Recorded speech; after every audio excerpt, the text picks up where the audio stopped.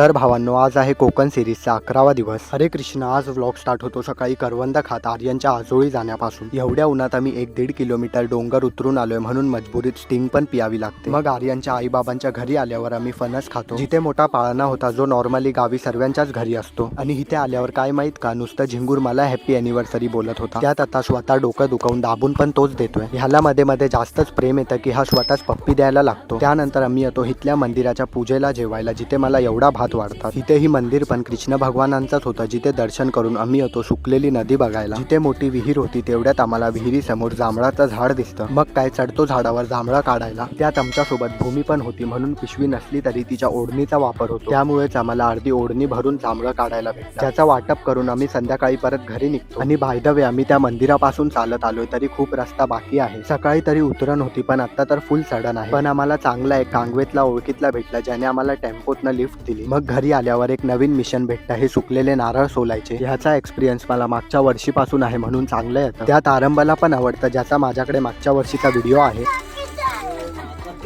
Finally हे 20-22 नारळ होते, जे झाले डन, म्हणून मी आता जांभळं खातो. चला भेटूया नेक्स्ट व्लॉग मध्ये. व्लॉग खूपच मोठा झाला. तुम्हाला जर ही कोकण सिरीज आवडत असेल तर लाईक, सबस्क्राईब